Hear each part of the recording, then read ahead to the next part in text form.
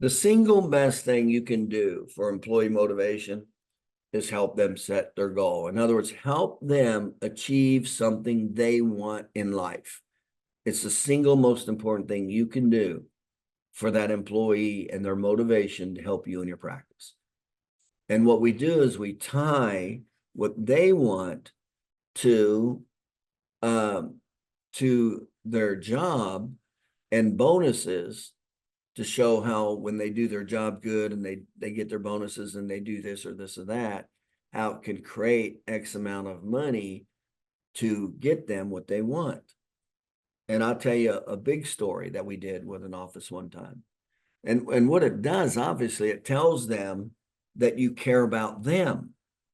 Now, when you do this, most of the time when you sit down with the employee, they're not used to doing goals. They're not used to thinking about goals. They're not used to writing down goals. So you're going to probably have to talk to them 2 or 3 times. And so the first pass might be, say, hey, Mary, let me see if we can help you, with your position here. Let's see if we can help you, attain some of the things that you want in life. Will you do me a favor and just like write down 5 things that you would want, maybe 1 or 2 short term and maybe 1 or 2 long term that you would want in life. Okay. And then let's meet again and let's go over those. Okay. In other words, you'll kind of have to push it a little bit because they're not used to, I hate to say this, but if they were the type of person that made goals, they wouldn't be working for you. They'd make a goal, attain it, make a goal, attain it, make a goal, attain it, and they wouldn't be working for you. And that's why I say chances are they're not writing goals in what they want in life if they're an employee working for you. Okay. So that's just a good generalization. So you got to kind of pull it out of them a little bit. So I need you to be ready for that. Number one, they're not just going to say, oh, I got this goal. I got this goal. Oh, here, doctor, here's my list. No, that is not what's going to happen. So you got to kind of nudge them a little bit. Okay. And so you get this list, maybe some short-term goals, 2 or 3, and maybe 1 or 2 long-term goals. And okay. So then sit down with them and then find out which one is most important. That's not too far off, not too short. Okay. And I'm going to give you a true story. So we did this with one of our staff members, and she was in her 40s and she'd never owned a house. She'd never been in a house. She rented her whole life. Her and her family rented her whole life. And so we go, well, you want to be in your own house. So we said, well, what would that take? So we found out, I think it was like $10,000. Now, this was a very good employee. We found out that she needed a minimum of $10,000 to get a loan to buy this little house that she wanted. And if I remember, she was single and she was raising a kid by herself. So this was a big deal. So, so we had her find out. Go pick a house that you kind of think you would fit into, what kind of payment you would fit into, what kind of neighborhood. Go find out. So we actually had to push her to find all this out because she didn't think it was real. She didn't think it was within reach. And so she came back and she said it was basically the house she wanted. It would fit with her payment, the ratio of her payments, and for her to get a bank loan. But I think she needed $10,000 down is what she needed.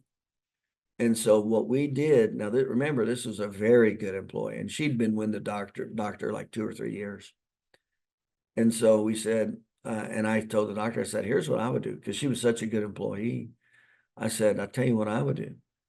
I said, let's show her how to make 5,000 with the bonuses, like getting new patients, and so she gets $50 per new patient.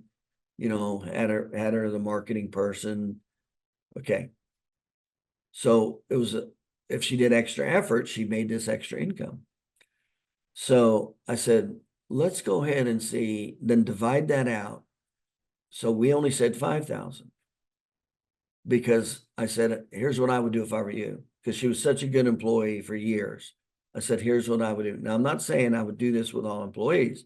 I'm just saying this one was an anchor person, had been with them several years. And this is why I said, you match her 5,000. You have her, let's show her how she just needs to get the $5,000. And if she gets the $5,000, you'll match it so she has a down payment for her home. When we told her this, she started crying. Now we took the $5,000 and we divided it into 50.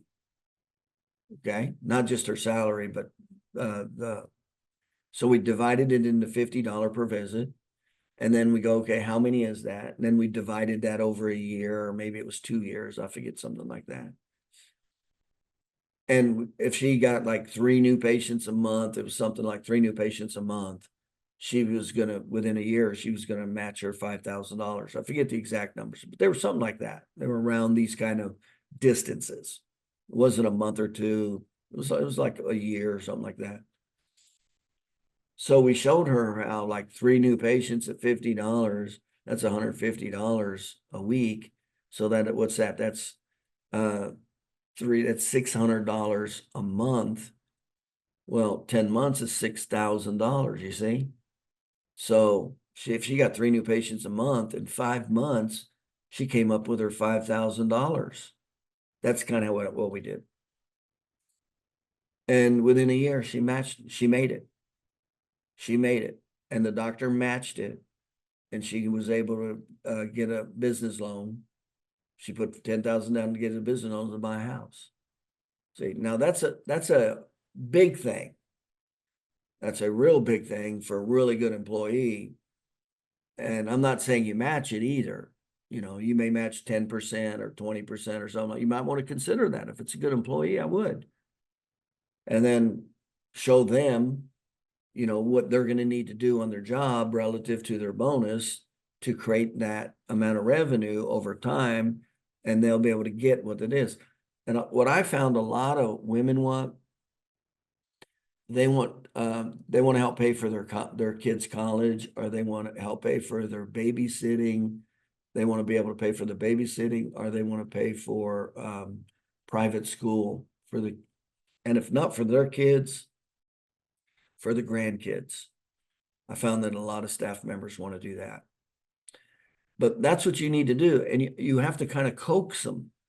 They're not used to writing goals down and going after them. They're not used to that at all. But it's the single best thing you can do to create loyalty. Loyalty. That's it. It could be a car. It could be a new car. It could be a used car.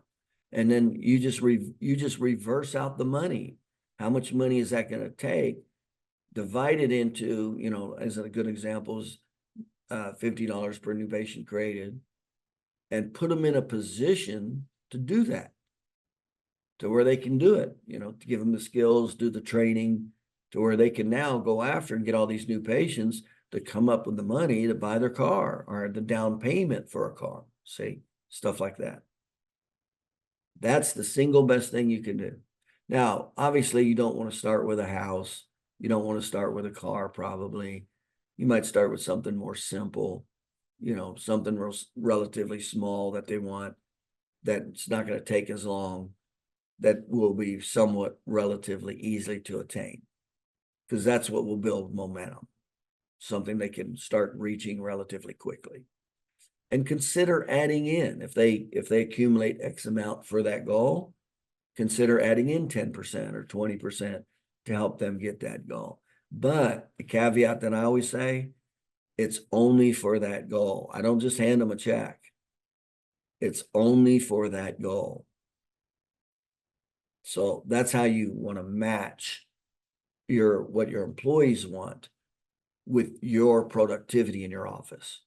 It's the single best thing you can do to create loyalty, productivity with a staff member, is when you start caring about the staff, what they want, helping them get what they want. And that's how you do it.